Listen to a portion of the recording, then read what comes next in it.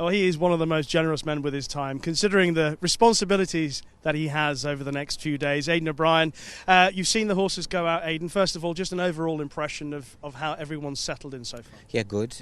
Rishi, everything went well.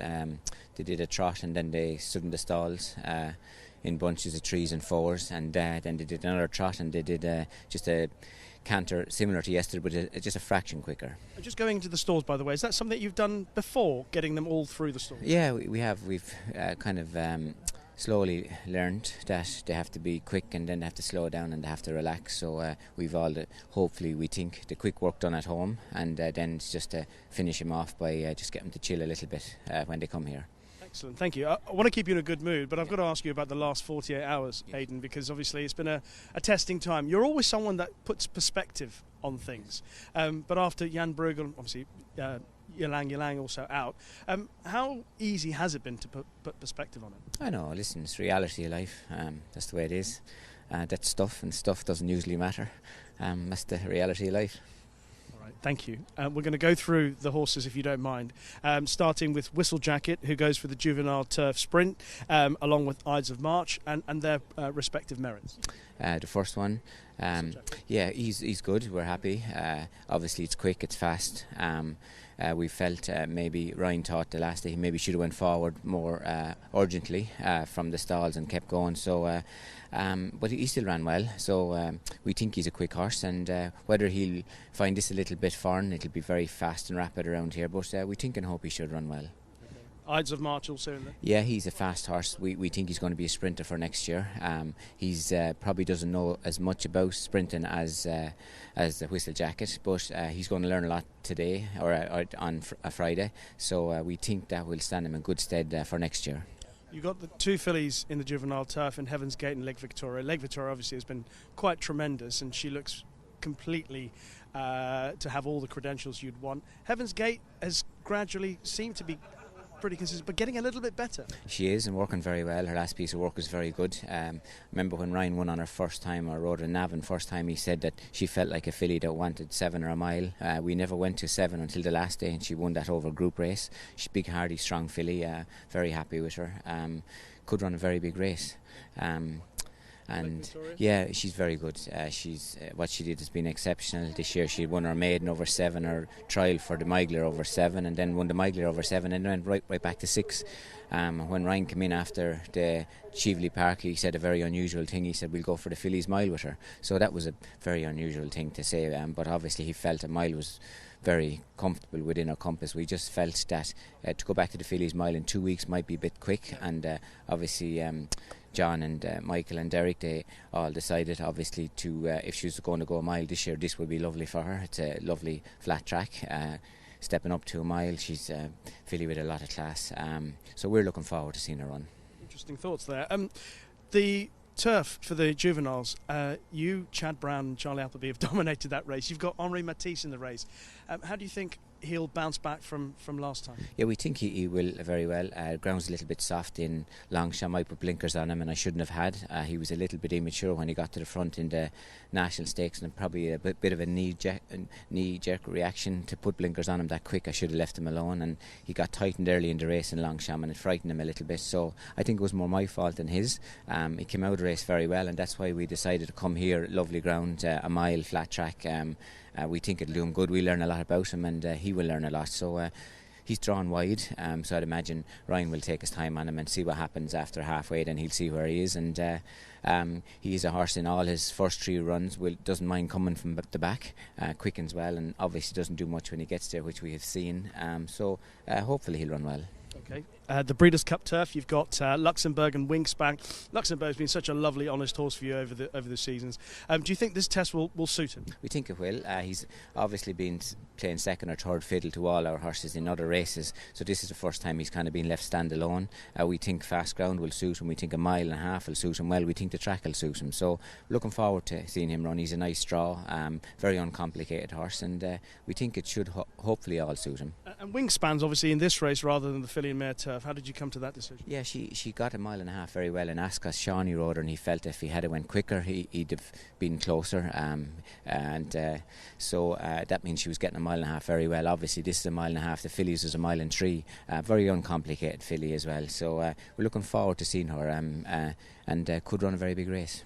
Content is the one that runs in the filly and mare turf, and how do you think her chances will shape up for that? Yeah, she the last day we took our time on her. There was no pace in the race, and if you take your time in no pace on bad ground at Ascot, you just can't get into it. It was a little bit like that in Longchamp the time before.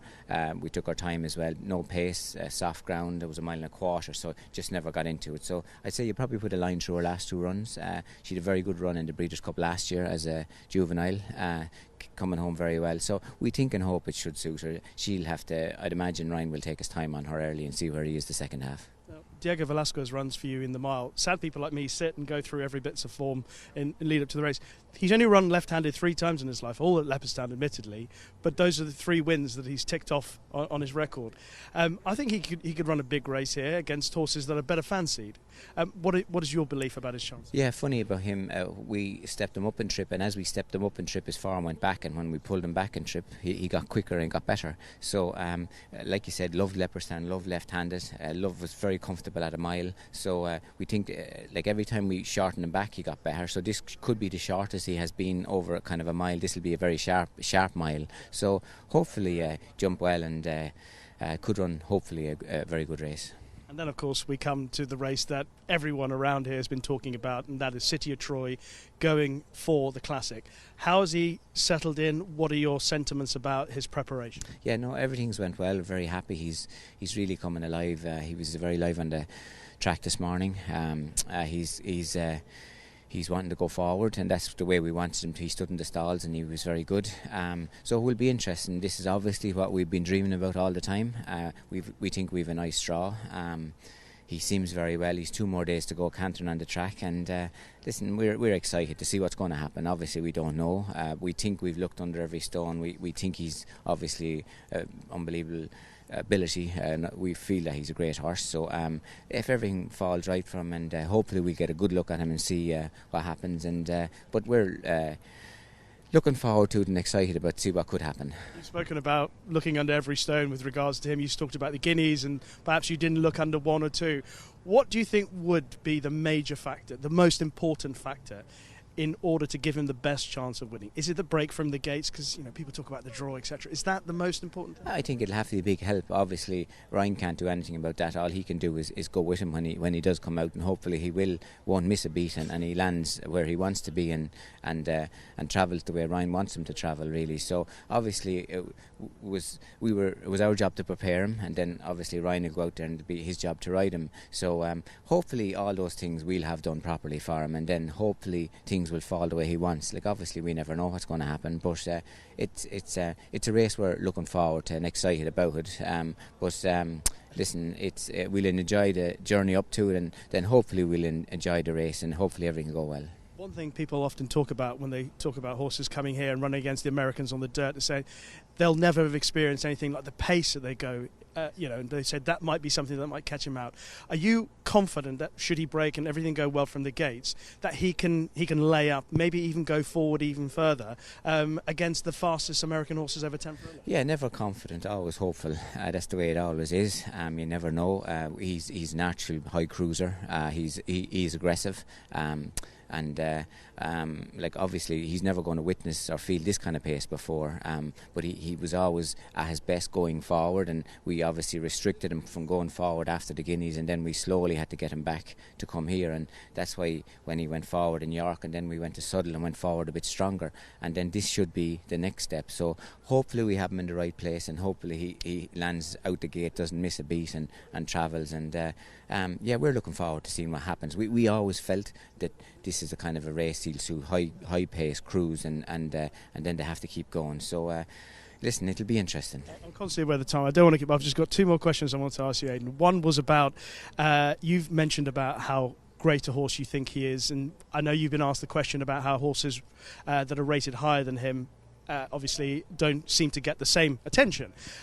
What is it that you see that makes him, in your opinion, the greatest? Yeah, so he was always special to us. His movement, his ability, his cruise, his attitude, his determination, his aggression, all those things. His makeup, the way he's put together, He's very compact. He looks much smaller horse than he really is when you stand into him and you realise how big he is. So all the things make him different, and his movement is a massive one. He's big, long stride. He cruises, and he's aggressive and he's hardy, and he has. You can see a lot of his dad in him and his granddad in him, you know. So he's always been an exciting horse. So he's nimble. All the things that make different horses different, and like obviously has a great pedigree to back it all up.